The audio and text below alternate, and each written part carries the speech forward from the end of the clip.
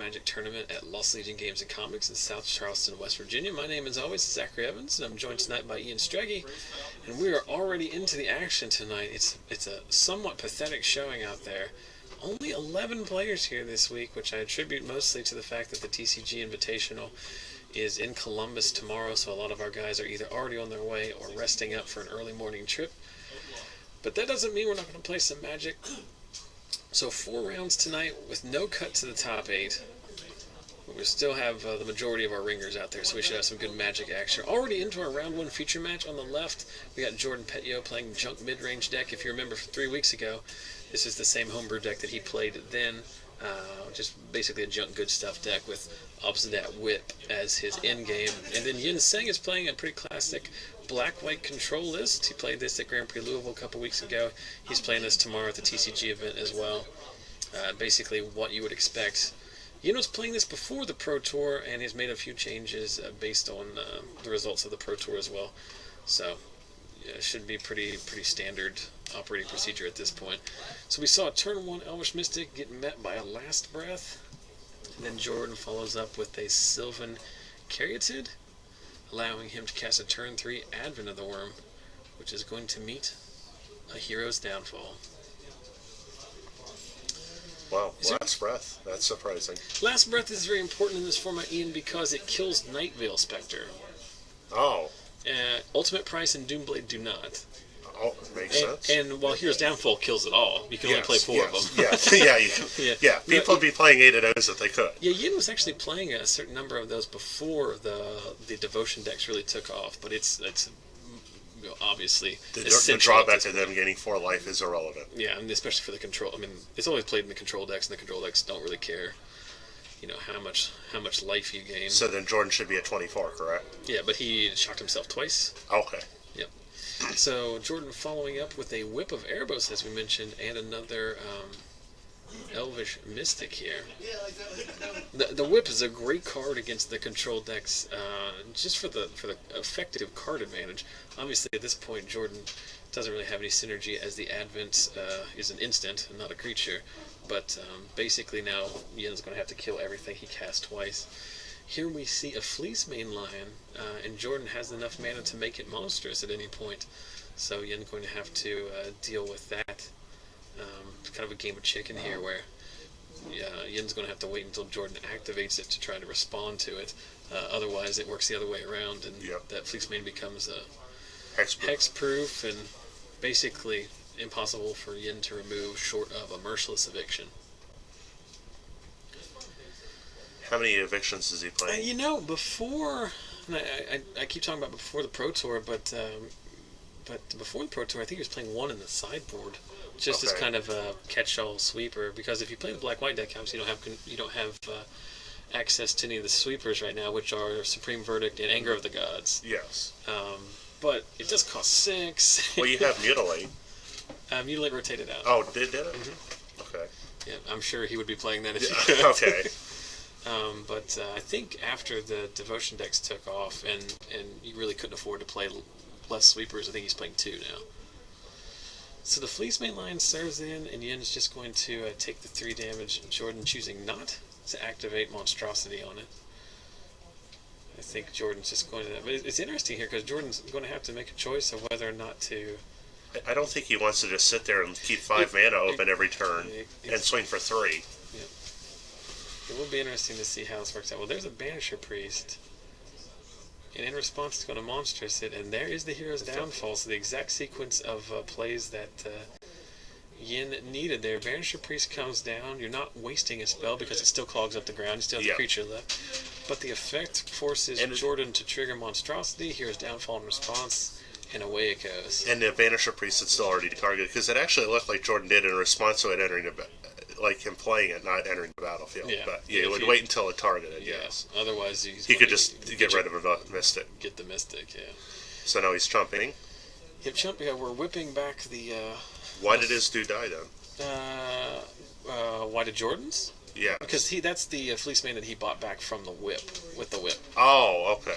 So here is a Thoughtseize, Devour Flesh, Doomblade, and Abrupt Decay. So Jordan has all his Game 1 cards that will come out against the control deck after we sideboard, but he's going to take the Devour Flesh, and then we land a Desecration Demon, so Jordan only had one card that answered that, and Thoughtseize grabbed it. So Desecration Demon now threatening to take over the game as it usually does. There's a Smiter. And joking about the possibility of Thoughtseizing Smiters, which I guess you have the option of doing. seems like a very poor... poor play to lose 2 life. It's interesting how Loxodon Smiters started to see play over the last 6 to 9 months in Modern, simply because cards, Liliana the Veil is so popular in that format. Yes. And not just Loxodon Smiter, but all the cards that have that same effect, Obstinate Baloth, as well as Wiltleaf Liege. Yes, but the Smiter tends to be the cheapest and best one of those. Well, it can't be countered, which is not inconsequential. Plus, you can cast it on turn 3 off of a Mana Dork, or turn 2 off a Mana Dork. Yep. And a card like Obstinate Baloth isn't really that great by itself. And Wiltleaf Liege requires you to build your whole deck around it. So. Yeah.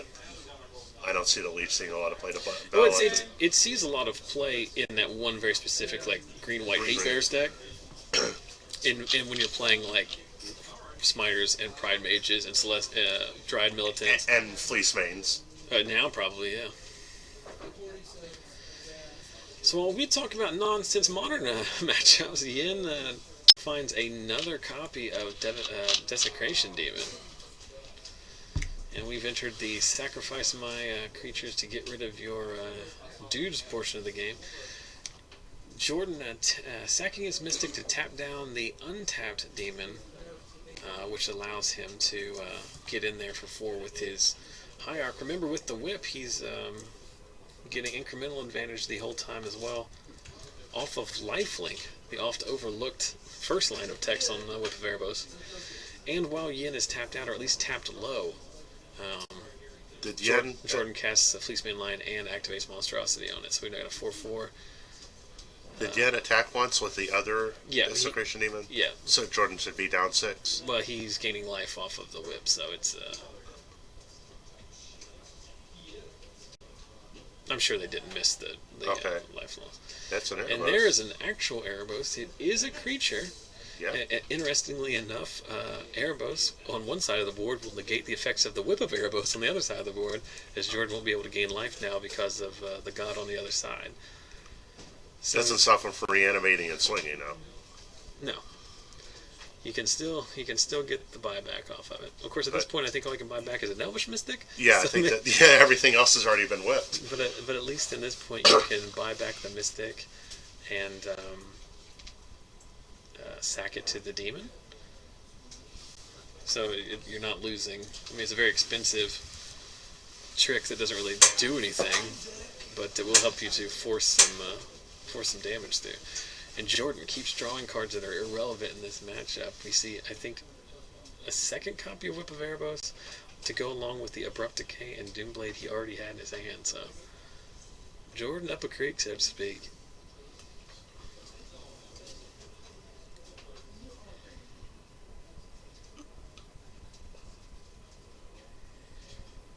Desecration Demon is quite a bear. It's funny because there's some games, before we came in here, I was watching Alec Myers play. He's playing a Colossal Rule deck, the 3 Planeswalker, mana ramp. Yeah. And he was playing against Brandon Hart, who's playing Mono Black Devotion. And at some point, when I walked over there, Brandon had 2 Desecration Demons in play, and then cast a 3rd one. And they never attacked, because Alec had both Domri and Big Garrick in play, was just constantly drawing creatures, feeding them to the demons, eventually ultimate Domri, and then win from there. So yeah, he had enough creatures to tap 1 or 2 down during his own phase and during the other. He was drawing basically four creatures a turn, casting them, sacking 3 of them a turn to tap down the demons, the lethal damage from the demons, and then rode that to victory. So the drawback is obviously in play, but in this instance, looks like Jordan's going to be hard pressed to combat both of them. So Hero's Downfall is going to take out the Loxodon Smiter, and then Erebos is going to block the Fleecebane Lion, for no net effect. Is the Fleecebane a... It's indestructible after it has monstrosity, so it's a 4/4 now. Oh, it's indestructible? Hexproof and indestructible. Okay. It becomes a bear, like just not in a 2/2 sense, in the impossible to deal with. Okay. Yeah.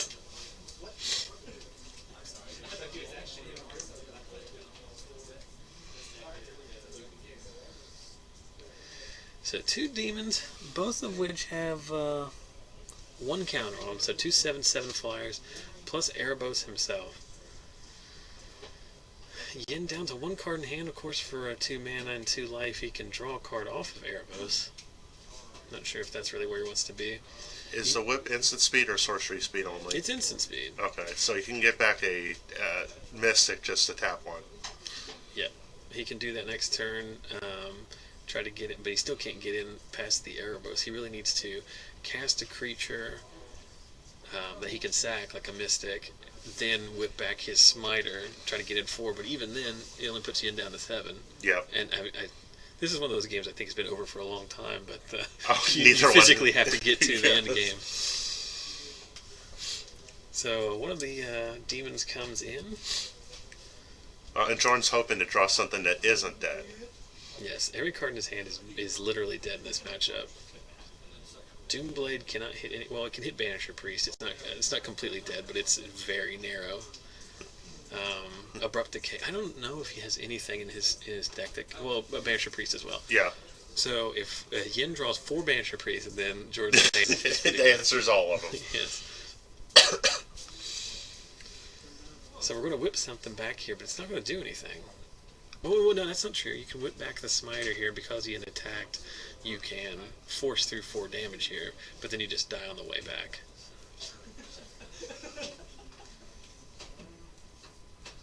He can legendary roll a whip if he wanted to, and sacrifice the first one by playing the second one.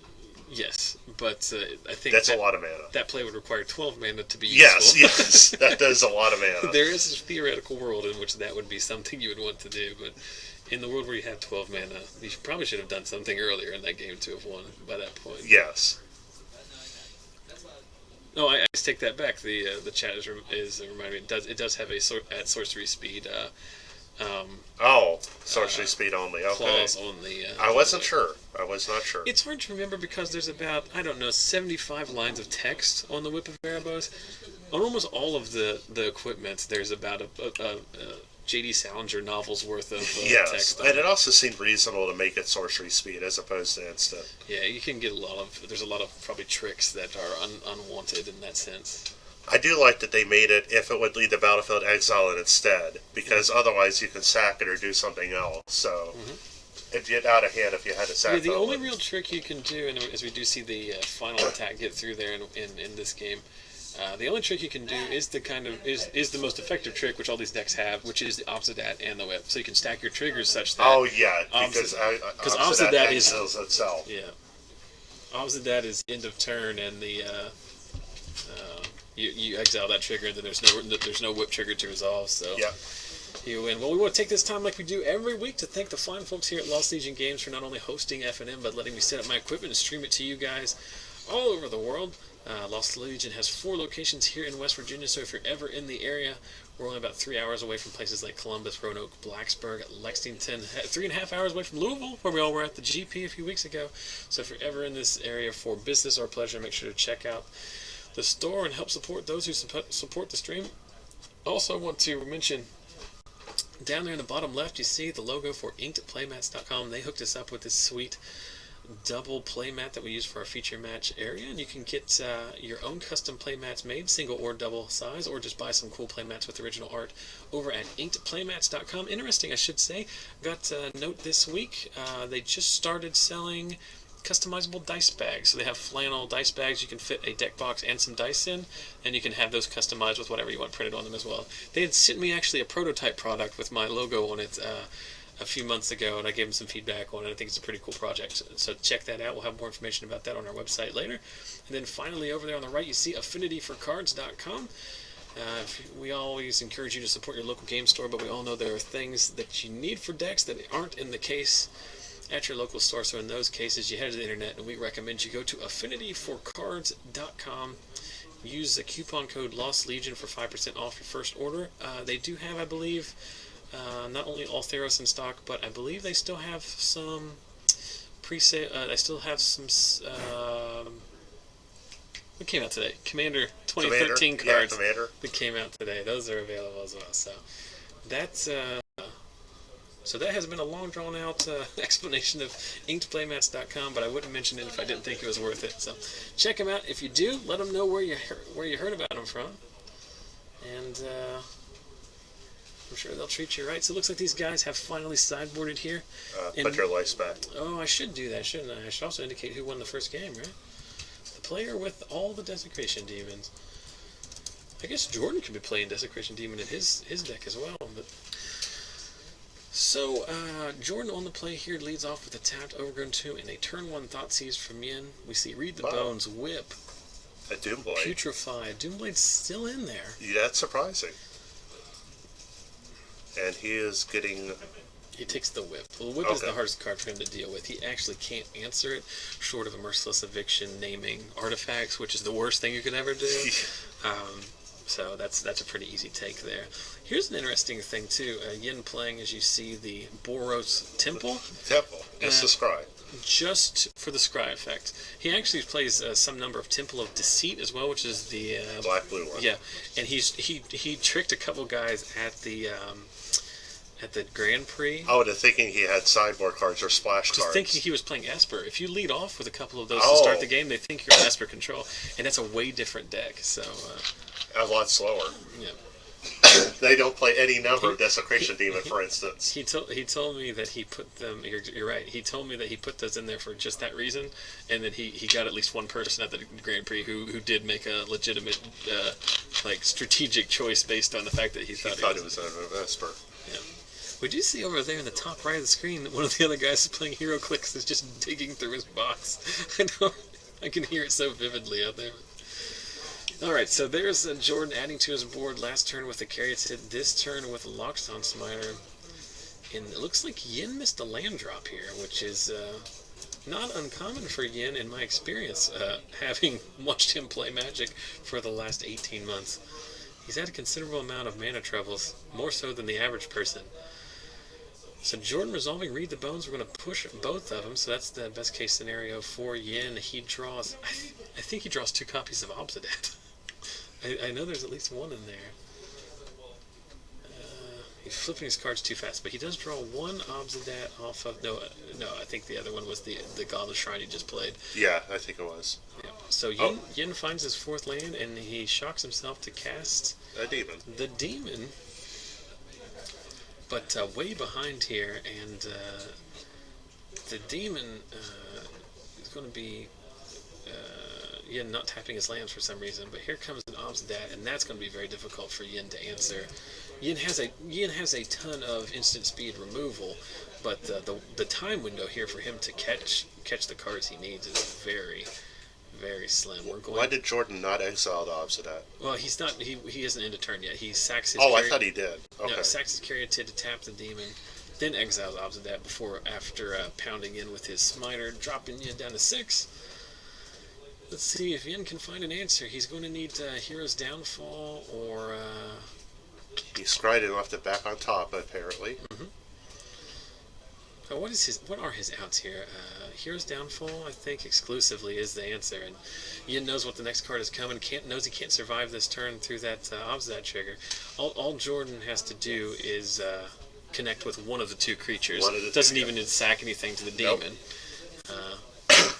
So I played against a guy who hadn't played an awful lot, and he was playing very slowly, and I didn't want to rush him, but we went to time on game 1. I'm like, I really should have rushed him. I don't want to rush him and make... Because, you went to time in just the first game? Yes.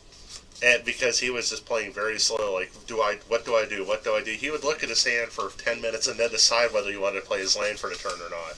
You gotta be thorough. You just try to be thorough. I actually admit to not being thorough enough. I tend a little...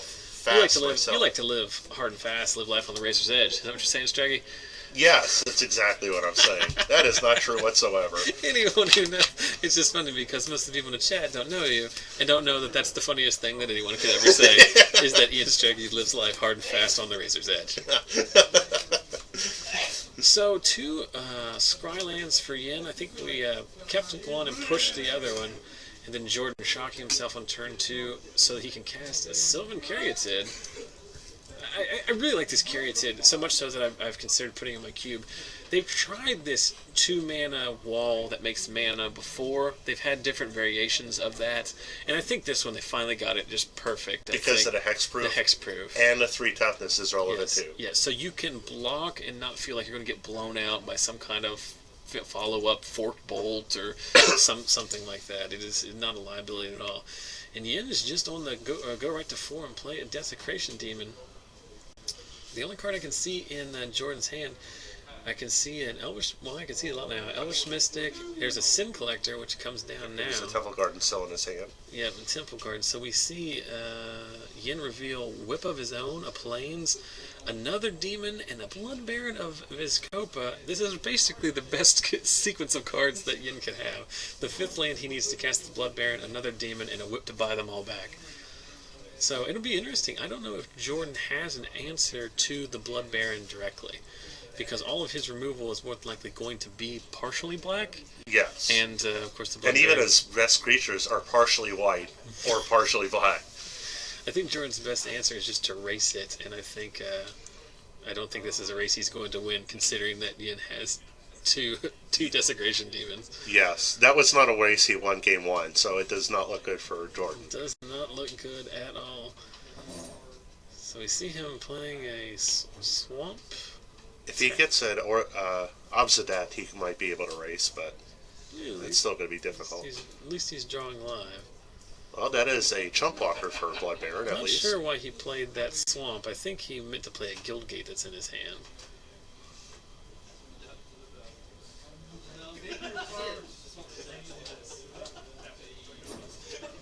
No, he just realized he didn't need to tap it. He has a Guildgate in his hand, which I thought he was may have thought he had played instead of the Swamp. But either way, he figures out you do get to untap that land when it comes into play.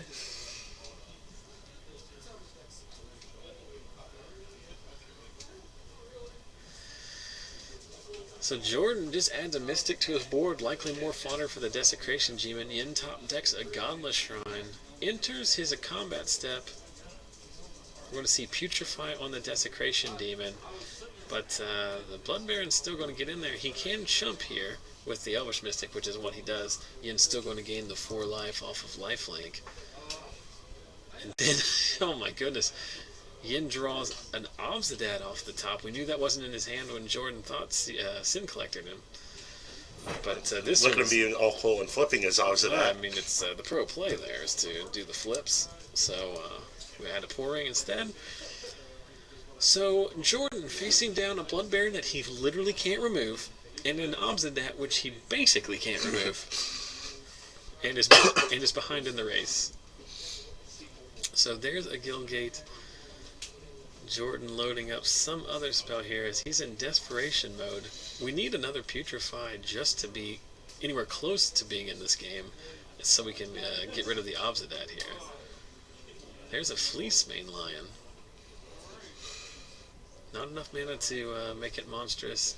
Not enough mana to activate Whip. Obzedat just triggered. Yep.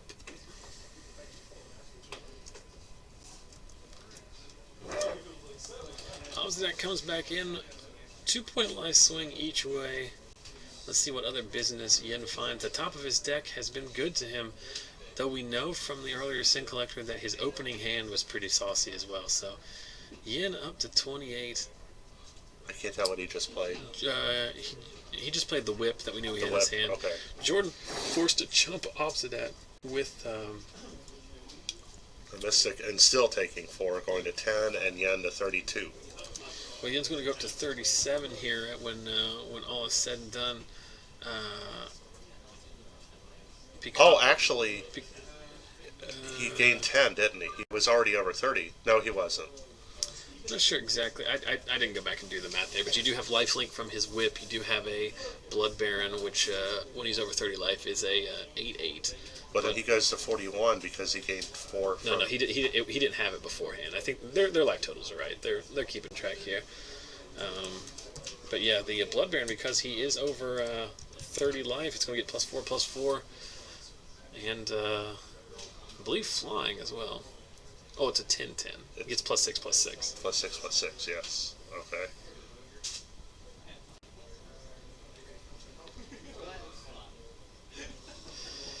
Jordan trying to block with the Advent of the Worm token. Yen reminding him that Advent of the Worm token is partially white. And because of his life total, it is a 10/10. So that's going to be exactly lethal. Both of Jordan's creatures are white. He's not going to be able to block. So these guys are just chit-chatting now. The inevitable has already come past. So Yen-shyang wins our round 1 feature match. Tonight's 4-round tournament. We do have some time left in the round, so I'm going to step outside and see if there's any other match, but I wouldn't be surprised if... yeah, I will look. Okay. Wouldn't be surprised if we're not going to find anybody, because there's only 5 matchups tonight due to poor attendance. The Worm token is only green? It is only green. Well, I'm not sure exactly what the details were there, but I mean, the writing was on the proverbial wall. I believe doesn't the Blood Baron fly at that point? I'll look it up on the MTG map. Yeah, it's a flyer, so it doesn't matter. That's what Yin was explaining. I was interpreting it as being a pro-white discussion, but I imagine now that it is a flying. So that's what they're talking about, guys. So the black-white control deck of Yen-shyang wins the first one. We're going to take a brief break and step outside. We'll be back with round 2 relatively shortly, I would imagine. 14 minutes left in the round, but I imagine we're pretty close to done. So be right back.